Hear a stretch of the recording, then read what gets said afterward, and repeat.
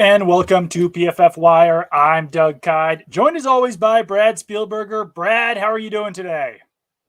Today, definitely doing better than Davante Adams and the photographer from Monday night. Yeah, we'll get into that in a second. There's a lot going on.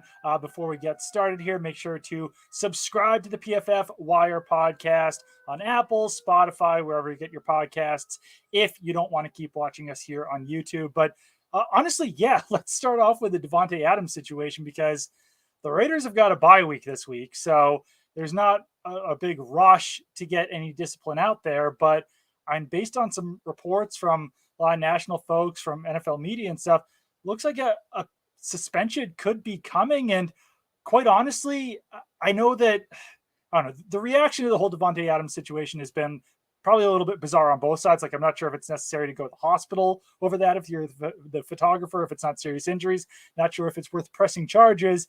At the same time, I mean, the video was pretty damning. The guy walked in front of Davante Adams, he shoved him down with two hands, kind of stared over him for a second and kept walking.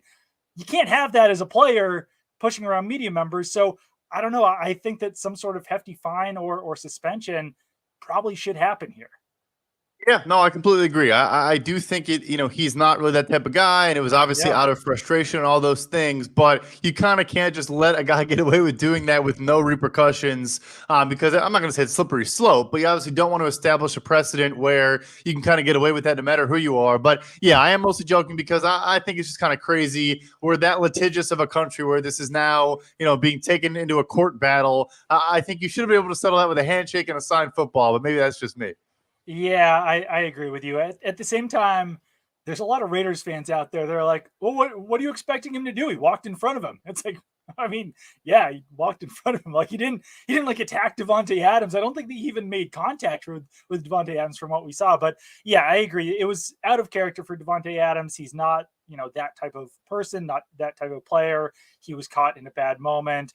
And, if you don't punish him, it probably sets some bad precedent here. So curious to see exactly what the NFL does. Let's get into some quarterback injuries around the NFL. We'll start off with some ones that we've got a little bit more clarity on. Mike McDaniel came out today, said that he expects Skylar Thompson to be starting at quarterback for the Dolphins this weekend. Tua Tagovailoa still in concussion protocol. Teddy Bridgewater still in concussion protocol. So we're going to see the 7th round rookie this weekend. And I mean, obviously things can still fix themselves here in Miami, but we were talking about the Miami Dolphins weeks ago, 3-0. They're starting to spiral a little bit right now. And like I said, I mean, once Tua's back, once everything's back to normal, they should still be a hot team. But if you believe in momentum at all in the NFL, that's been, hilted a little bit here by some of these quarterback injuries. No doubt about it. I think actually the most interesting comment so far this week is head coach Mike McDaniel saying to reporters, if Teddy Bridgewater does clear protocol, he would still be the backup. I think they're fairly encouraged by what they saw from the 7th round rookie and Skylar Thompson. I watched that game. I actually do think, not even being the named starter coming into the game, he did make some nice throws against the Jets defense that really is not a laughingstock anymore up front or on the back end. It's a pretty talented defense. And he made some plays. And we've talked about this before, but there's a massive difference between when the game plan is made for you or when you come in the middle of the game and kind of have to figure things out on the fly. So I think it probably makes sense to let him get a full workload throughout the week of practice. He should have Tyreek Hill in this game. I'm not 100%, but he will expected to play. And yeah, I think they should be encouraged by what they saw. And maybe this is Miami thinking, which probably some more teams should probably start to do, is why not play a young rookie? All respect to Teddy Bridgewater, but we know who Teddy Bridgewater is. He's a backup quarterback in this league. Why not give a guy like this some run and see what you have there? I think that they kind of have to be overly cautious on both these situations with Teddy Bridgewater and with Tua Tagovailoa that, the optics were so bad when Tua came back to play in that Thursday night game that now, like I said, I think they just have to be overly cautious in this. Teddy Bridgewater had the concussion situation. And I mean, it is interesting though, that wasn't there reports during the game that Bridgewater didn't actually have a concussion, but they saw that he was kind of stumbling a little bit. So that's why he entered the concussion protocol. It's interesting now that he's still not, fully 100%. and that is Skylar Thompson expected to play this Sunday against the Minnesota Vikings. But yeah, I mean, it will be interesting to see what Skylar Thompson can look like against a pretty good Minnesota Vikings team this weekend. And I agree with you. I thought he showed some moments out there. At the same time, the Dolphins did get kind of blown out of the water a little bit by a New York Jets team, but that defense is definitely pretty solid for the Jets. Another one that we've got some clarity on is that I believe it was Mike McCarthy said that he expects Cooper Rush to continue starting for the Dallas Cowboys this week. I don't think this comes as a major surprise, but that's a massive game on Sunday night between the Dallas Cowboys and the 5-0 Philadelphia Eagles. Another one of these interdivision matchups that could have some tiebreaker, value down the road for both these teams. 100%. And I think both teams coming into the year, I think folks probably thought would be in the playoff picture. But I think you can make an argument. Of course, we need to see Dak Prescott back. But I mean, these teams could be battling for the number one seed in the NFC. I mean, no one has been particularly impressed with the Rams. They've scored fewer offensive points than my Chicago Bears. So that stat floating around, I can't even believe that one. But, they have not been good. Tampa Bay has not really been that good. The Green Bay Packers, of course, have not been particularly good. So not only NFC East implications, but all of the NFC implications here. I think it is smart to let Dak get 100% healthy. Yeah. Well, I get the game is massive against Philly, but also at the same time, great way to hurt a guy's confidence if he's not 100% gripping the football and he's playing one of the best defenses in the NFL. Yeah, and I mean, I know that obviously everyone's going to keep talking about the potential quarterback controversy here, but I will say that the longer that it takes Dak Prescott to heal, the longer you get to see what Cooper Rush looks like as a starting quarterback. And last week, obviously, the Dallas Cowboys won, but I wouldn't necessarily say that the Dallas Cowboys are winning because of Cooper Rush. He's certainly not, taking anything necessarily away from what the Cowboys are doing, but he was 10 of 16 for 102 yards. It's not like he's out there lighting up the defenses with 400. He's not Geno Smith out there. I'll say that. He's winning games, but he's definitely being more of a game manager. And I think that as we see more and more of Cooper Rush, I think he's going to be a decent backup quarterback in the NFL. Maybe gets another starting opportunity at some point. But I think that we're seeing more and more that clearly Dak Prescott is the answer there for the Cowboys at quarterback. I think Bill Belichick of the New England Patriots accidentally stirred up a quarterback controversy today because, obviously Bailey Zappi played well against the Detroit Lions last week, came in relief of Brian Hoyer a couple of weeks ago, played well against the Green Bay Packers. But Belichick was asked today, is Mac Jones going to start when he's ready? And I think that Belichick just tries so hard to give these non-answers that when he said, we'll see how he looks this week, I don't know, that kind of opened up the idea of, wait a second, Mac Jones is not going to start when he comes back. I don't think that's the case. I think that this was probably just a mistake by Bill Belichick, kind of giving his typical non-answers. But it's been kind of interesting to see the reaction to that. And I mean, technically, if you take Bill Belichick on his word, there is a quarterback controversy in New England, even though that's not true at all. I don't know. It was a weird situation.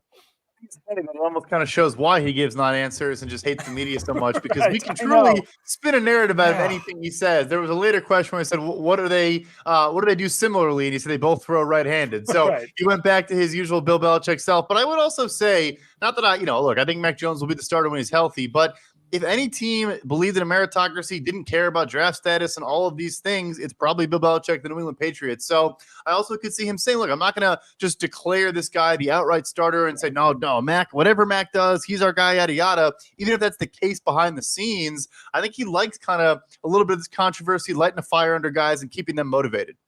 I think that, I was talking to someone about this situation this week, and they said that, the more that Bailey Zappi plays decently well, the more that he wins, the more pressure that actually puts on Mac Jones. And it's going to be an interesting situation just for the Patriots to see internally how Mac Jones responds to that pressure, because I do not believe for a second that there's an actual quarterback controversy in New England. But, if Bill Belichick kind of stirs the fire a little bit there by saying I don't know who's going to start, and if Bailey Zappi continues to play well, maybe that does motivate Mac Jones to play just that tiny bit better than he would have. I'd say that we probably saw that in New England even after Jimmy Garoppolo was drafted with Tom Brady. Tom Brady raised his level of play after Jimmy Garoppolo was drafted. So maybe the same thing kind of happens with Bailey Zappi, but basically everything that I've heard from around the league is that people do expect Bailey Zappi to be kind of that career backup type in the NFL. I've heard Brian Hoyer comparisons. I've heard Matt Flynn comparisons. So certainly don't expect him to be a a tenured starter in the NFL or anything, but I thought he played pretty well when he was out there. And I think it's still just an underrated edge in football. I mean, look, Mac Jones, I want to say had Bryce Young behind him at some point in college. Like we underestimate what comfort can do to someone. And even guys like Brady, who's 45 years old, still probably talks about, don't let comfort, enter your mindset. There's a great quote from Mike Tomlin talking about that, be comfortable being uncomfortable and all these things. And I think even if a lot of it is kind of drummed up and not real, like that's why these guys are these guys. They find motivation in bulletin board material wherever they can find it. So you might as well help them with that a little bit. Another piece of news out of New England, Damian Harris still dealing with a hamstring injury. I believe he was limited in practice today, which is a better sign than him being out. But I think it was Tom Pelissero of NFL Media. Hopefully I'm getting that correct, said that he's not expected to play this week. So that would be the Ramondre Stevenson show. Ramondre Stevenson was great being that bell cow back against the Detroit Lions. Bill Belichick was really heaping praise on him. But, if they do need help behind Ramondre Stevenson, it would probably be Pierre Strong, the rookie out of, I think it's South Dakota State. If not him, then they've got Kevin Harris out of South Carolina, J.J. Taylor. But, Ramondre Stevenson is a pretty obvious play in fantasy if Damian Harris really does miss time with that hamstring injury. Absolutely. I know it's a little scary to own a Patriots running back, but right now his 89.0 rushing grade is third in the NFL for us. His 4.2 yards after contact per attempt, also third. He has 11 explosive rushes, which is tied for sixth. And that's, again, not on a ton of volume. And then, 0.25 missed tackles forced per rushing attempt is 17th. So a top 20 running back in like every metric we track. He's a really good 3-down player. He can catch the ball. I do think once Ty Montgomery comes back, he probably eats into those third down, the plays and obvious passing situations. But I agree with you. He's a starting guy right now in fantasy. Yeah, and even if you look over the last 2 years, I think that he's our third highest graded running back. Ironically, or weirdly enough, I think Damian Harris is actually fourth. So that's a really good running back stable that they have there in New England. But I would agree with you based off the early, based off what we saw in preseason, based off what we saw week one, where Tom Montgomery was getting those third down snaps. I think that Ramondre Stevenson over these next few weeks, when he can be that bell cow back, and as long as Ty Montgomery stays out, has a chance to prove more and more that even when Ty Montgomery comes back and even when Damian Harris comes back, that he could be maybe not a 3-down running back, but kind of like a 2.5 down running back. Like he could split the early down carries with Damian Harris and then also be that guy who comes on the field on third downs, because he is a really good blocking back. He's got some soft hands out of the backfield, and he's a unique player in that he's basically like almost Derrick Henry sized. He's like a 6'1", 240-pound running back, but he's a guy who can catch the ball out of the backfield. So really unique player. And as I mentioned, Bill Belichick said that, the team loves him. They've got the most confidence that they could possibly have in him. So lots of good things there for Ramondre Stevenson moving forward here. What else do we have here? Okay, Deion Jones designated to return off of injured reserve. Amazing how those injuries clear up after he was traded from the Falcons to the Browns.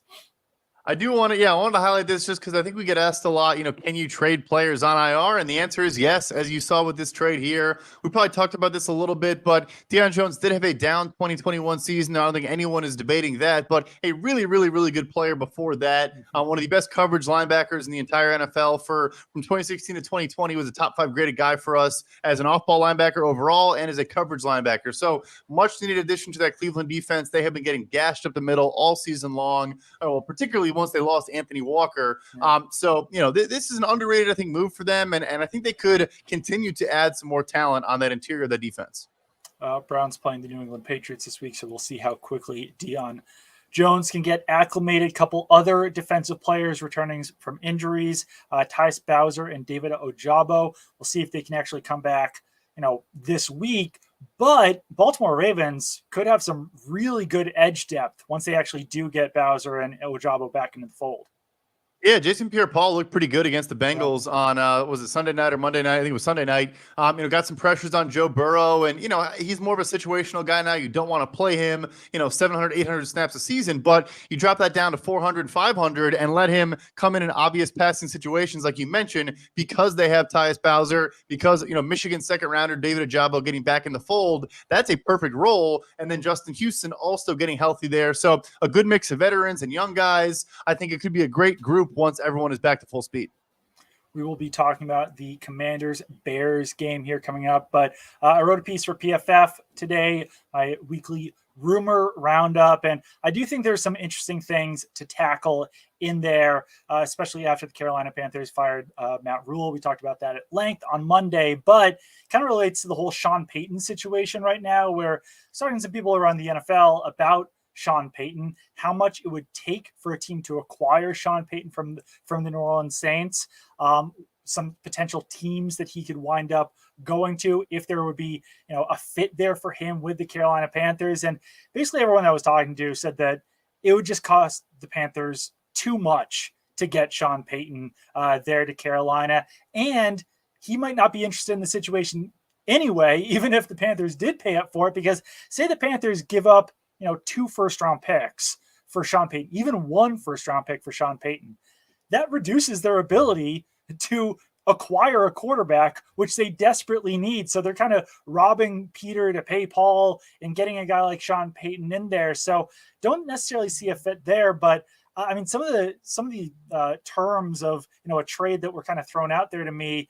One person said, a first-round pick and a mid-round pick. Another person said that the conversation might have to start at 2 first-round picks, because that's what the Raiders got for John Gruden back in the day.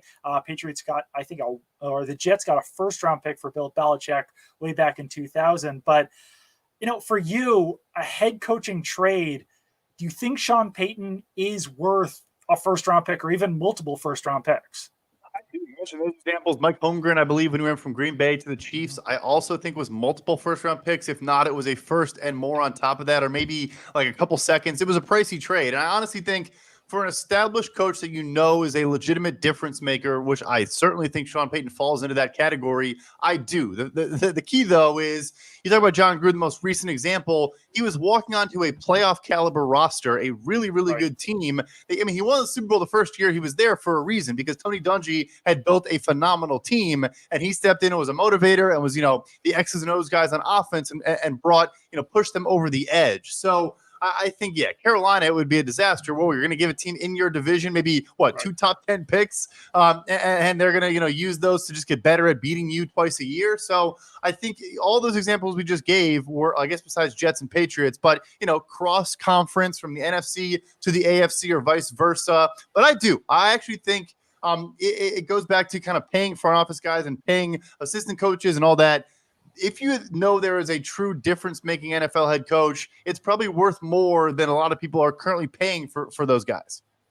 Yeah, I think, for the Saints, they have to hope that some team is willing or really wants to hire Sean Payton this offseason, because they gave up their first-round pick for next year's draft by moving around the draft board this year, getting Trevor Penning, getting Chris Olave. So they're certainly in need of draft capital right now, and clearly they know that Sean Payton's moved on from them. But one team that we talked about ad nauseum for Sean Payton before the season was the Dallas Cowboys. I think that, as we've mentioned before, probably here, that's kind of out of the question currently, the way that the Dallas Cowboys are currently playing with Cooper Rush. We'll see if they're able to finish as strong as they were able to start this year. And, Mike McCarthy for now certainly looks safe there. But, just from talking to people around the league, one person thought that Denver Broncos could potentially make sense for Sean Payton. Obviously, it would require the Broncos to move on after just one season with Nathaniel Hackett. But if they actually do believe that they could acquire a guy like Sean Payton, it would almost make sense to force the hand and say, hey, sorry, we really like you, Nathaniel, but we can get Sean Payton. The issue there, or I guess the positive there, is that they have the quarterback in Russell Wilson. They've got the talent on the team. I think that they could be contenders right away. The issue is that they just gave up 2 first-round picks for Russell Wilson. So I think they would probably have to be, a 2024 first-round pick plus more for Sean Payton. But some other teams that were thrown out there to me, one person mentioned the Raiders. Once again, that would require them to move on from Josh McDaniels. I don't personally see that, just because the Dave Ziegler and Josh McDaniels connection. But the other one that was tossed out there was the Los Angeles Chargers. And I don't know. Things would obviously have to finish poorly for Brandon Staley this year, but it's kind of similar to Nathaniel Hackett, where it's not a typical situation where you fire your head coach and then go out and search for someone else. If they believe that Sean Payton's interested in them, then yeah, it might force their hand there. 100%. And I think the comment back in the day was that he wanted, somewhere warm with a good quarterback. It doesn't get much better than LA with Justin Herbert. Right. And I think, again, you don't want to ever give up first round picks, but when you have the rookie contract quarterback, although that might change in the near future, but you have a lot of good pieces in place, you can probably make that move. And that's an example where I think he makes them an instant Super Bowl contender from day one, and can also, bring some guys aboard, recruit some guys. But Denver's interesting too, because Russell Wilson, of course, always talked about how Drew Brees was the guy he wanted to, model his game after and looked up to and all those things. So I would imagine him and Sean Payton have a relationship to a degree already. But yeah, all those AFC teams, I think you keep an eye on those teams. Any availability that comes open, his name should at least be in the ring. Definitely. And, with the Broncos in particular, there is the connection there where, Russell Wilson, Drew Brees, pretty similar style, everything like that. One thing, and this is not to pile on Russell Wilson more than anyone already has. One thing that a league source mentioned was that, I don't know how much coaches do necessarily want to work with Russell Wilson. So there would definitely have to be something mutual there where Sean Payton also would want to work with Russell Wilson at this point. But I do feel like that would be a pretty good, I don't know, there would be some chemistry there between them. I think that, linking those two up would certainly make some sense. Also in this week's rumor roundup, I talked a little bit more about Panthers trade candidates. I know we talked about this on Monday, but one league source thought that Panthers could wind up getting a first round pick if they did want to trade away Brian Burns. And it seems to make all the sense in the world to me, because the Panthers desperately need a quarterback. They need more draft capital. And I know that you'd ideally want to keep your young defensive core there with Brian Burns and Derek Brown and everything like that. But one person mentioned to me that, if they traded away Brian Burns, then maybe you draft Will Anderson with your first of 2 first-round picks, and then you take your quarterback with the next one, and you're kind of getting a cheaper version of Brian Burns as part of that trade. So that in itself kind of makes sense a little bit. No, 100%. When you're going to be picking that high and then you add another pick into the equation, it does make sense. As much as you don't want to give away young talent, I would say it kind of looks like Orlando Brown and Marquise Brown in Baltimore, where, yes, they hit on those picks. You could argue, maybe debate that. I think they probably hit on both of those picks, especially, a third rounder in Orlando Brown. But right before their second contract comes due, you go out and get new first round picks and use that on Odafe Owe, who's now the edge rusher, who's playing well. And then this year, Tyler Linderbaum, their center for Marquise Brown. So that's an example right there. Obviously, team in a different situation, but, Burns is going to ask for pretty big money, $25+ million per year. He deserves it. He's played well. Does it become even more challenging without draft capital, without money to pay him and then keep trying to build around him? Or do you, lose a good player, but save some money, add some draft capital and start fresh? I think it's certainly something that they have to explore. Panthers obviously will need a new head coach after the season. Steve Wilkes has 12 games now to prove that he deserves the spot. He's a Charlotte native. He, used to coach with the Panthers before he got his opportunity as a head coach with the Arizona Cardinals. But a couple other names I heard as far as potential candidates for that Panthers job. Obviously a lot of things have to go right for these coaches throughout the rest of the season, but I thought that Ken Dorsey was kind of an interesting one, if only because Ken Dorsey was actually fired as the Panthers quarterbacks coach back in 2017, but it was under different leadership. So he would kind of have to accept the idea of coming back to Carolina, but it's a new owner, a new GM. And clearly Ken Dorsey has done a very good job with the Bills, with Josh Allen over the years. And there hasn't been a major drop off this year between Brian Daboll leaving and Ken Dorsey coming in as offensive coordinator. I would also, if history serves me, Brandon Beane was probably in Carolina, so he might show now by bringing him to Buffalo, say, hey, I didn't actually agree with the decision to fire Ken Dorsey when it was made in Carolina, so I'm showing you I disagree with it because he's now my offensive coordinator, and like you said, that offense is still playing very well. I know he's very highly regarded, obviously the former Miami quarterback and now a coach that has worked his way all the way up to offensive coordinator. Unfortunately, famous right now for that, kind of temper tantrum in the booth after they lost that game to Miami. But I think he's done a lot of very, very good things. The one name that I've heard most consistently is Dan Quinn. Yeah. We talked about the Dallas defense and how well they're playing, but I also think that Tepper, it's probably not the smartest way to always be reactionary, but I think he tried the sexy college name, program builder. Now you go with the established veteran, been to a Super Bowl head coach before, type hire.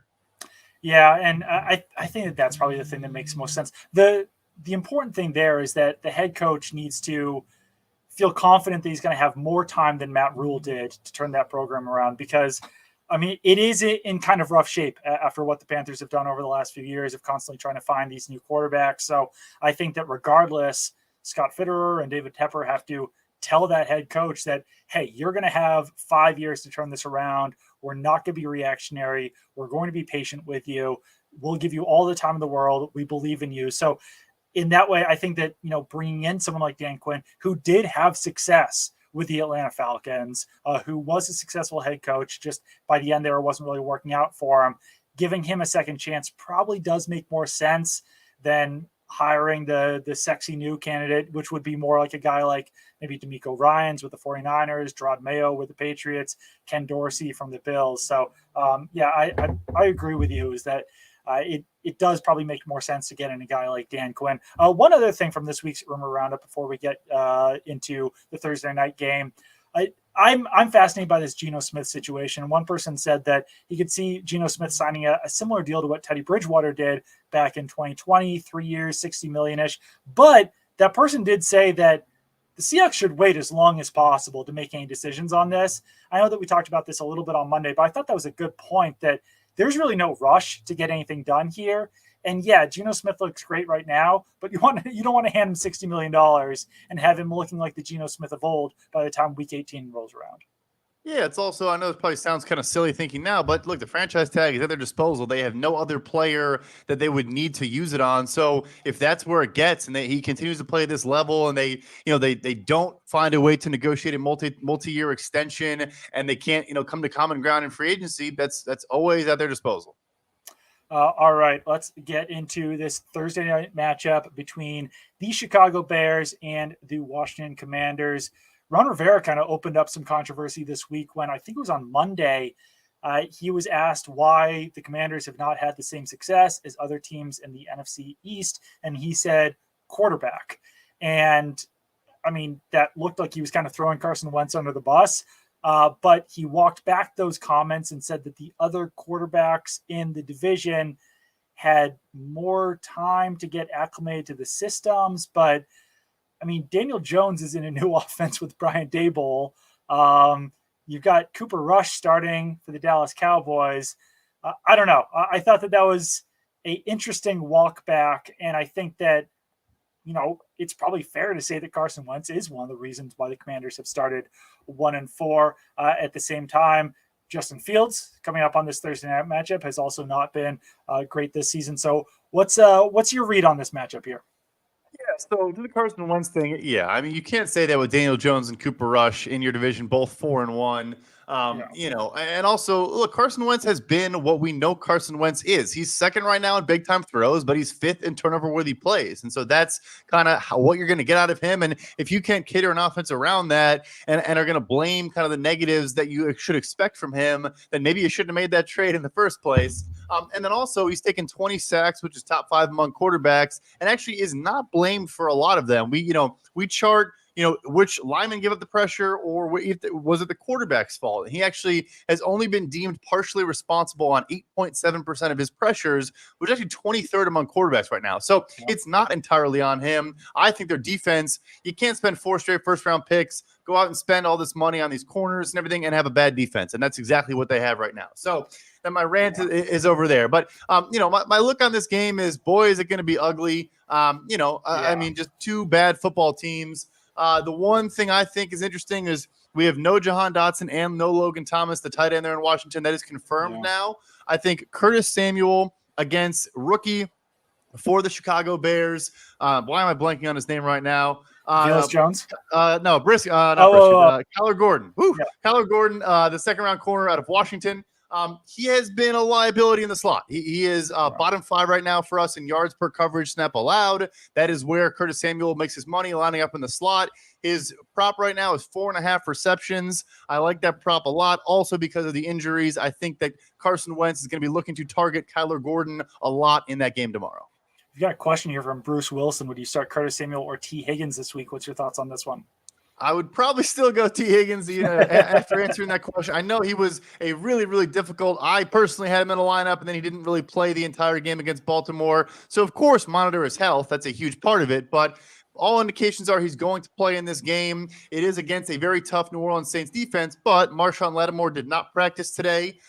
So I think that is notable. And Paulson Adebo, their other corner, has been also very susceptible this season. Bit of a sophomore slump for him after a good rookie year. So yeah. I would probably still fire up T. Higgins unless he's not 100% healthy. But hey, I think it's probably it's a good problem to have. I like both of them this week.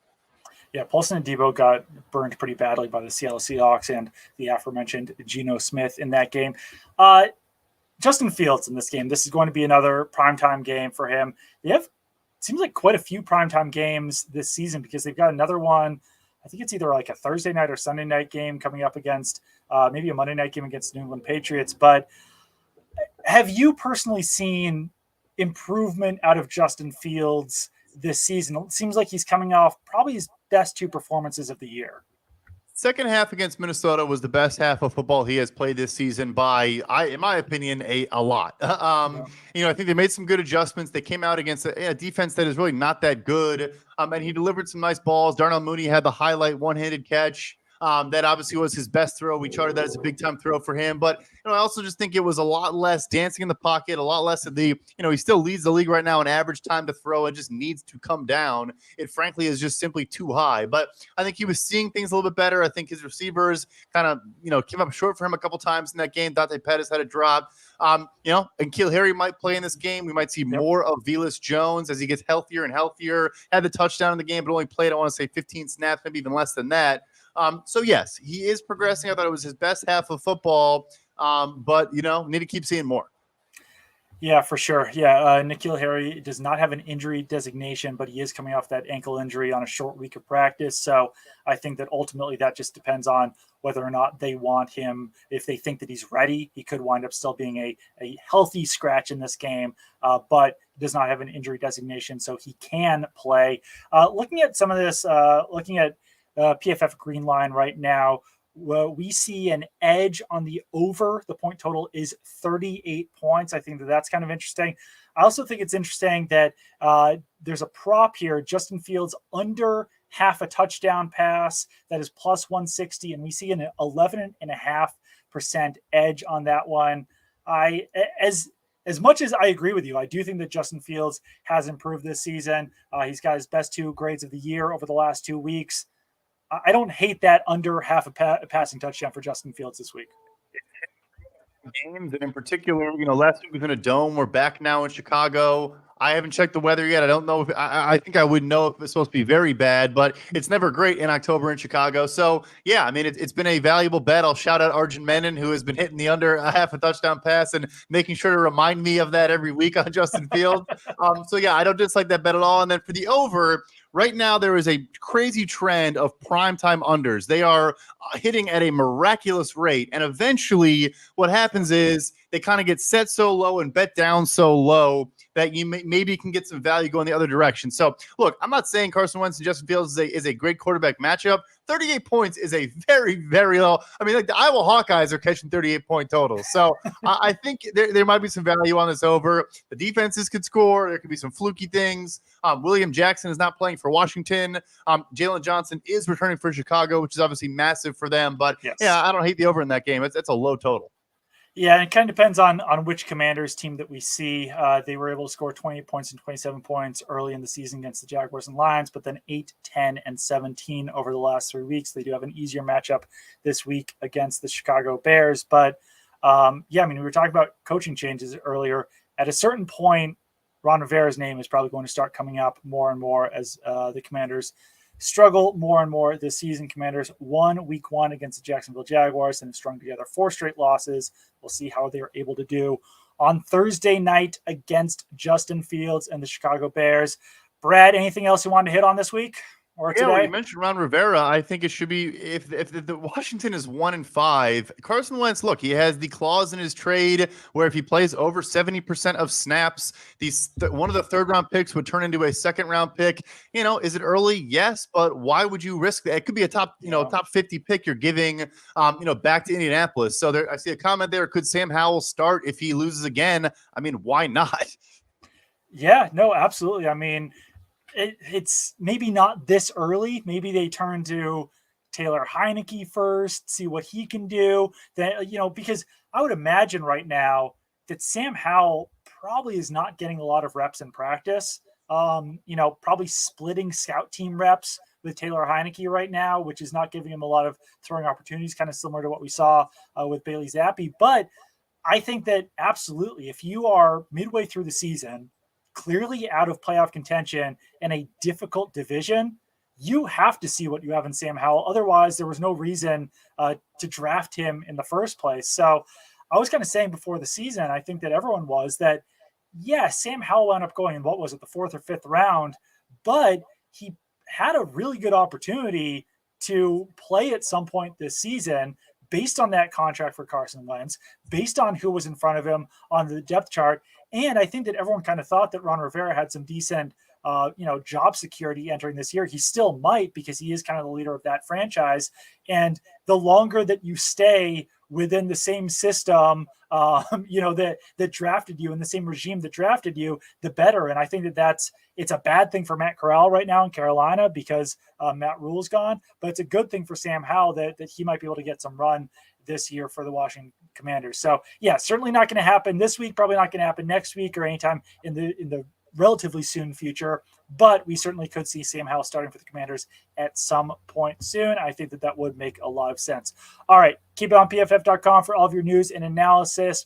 Download the PFF app. Make sure to subscribe to PFF Plus. That is $79.99 a year. Follow Brad on Twitter at PFF_Brad. Follow me on Twitter at Doug Kyed. And yeah, we've got Brad. Anything? Sorry. This is we're dealing with some behind the scenes stuff right now, but we will take a break right before we leave to say that PFF Wire is sponsored by Western and Southern Financial Group. While you focus on your roster moves, Western and Southern helps advance your money moves, buying your first home, planning to start a family, wondering how to make your money grow. Western and Southern's playbook of life insurance, investment, and retirement solutions helps you rest assured on game day. Team up to understand needs and address goals with a game plan built just for you. Get started at westernsouthern.com/PFF. And I would also urge people to go to PFF Greenline. That is pff.com/best bets. We always talk about it on the show, all of the best bets, the edge on Greenline, and I would make sure to do that too. Brad, before we get going here, are there any other props that were interesting you on PFF Greenline? Yeah, no, good point. The player props this season, we haven't shared this data yet, but they are way up on the season so far, and we're hoping to get that out to the public soon. We obviously track every single spread and total and money line bet in there. There's a CSV you can actually download and look at every single play. But I mentioned Curtis Samuel. I like the Justin Fields play as well. I think there's a couple others that the Greenline sees edges on, and they have done very well. But those are my two favorites as well, especially Curtis Samuel with all those injuries on offense for Washington. One other one that I don't hate right now is Brian Robinson under 11.5 carries. That is minus 111 right now. 9.6% edge on PFF Greenline. I think that at some point Brian Robinson is going to start getting more carries in Washington's offense, but he only got 9 carries last week. So to bump that all the way up to 11.5 this week, I'd probably like to see him actually get that many carries before I'm betting on him getting over 11.5 carries in this game. So that one is one that interests me as well. But we will be back with you guys again on Friday to go through all of the injury news throughout the week. So as I mentioned, keep it on PFF.com. Make sure to subscribe to the PFF Wire podcast on Apple, Spotify, and anywhere that you get your podcasts.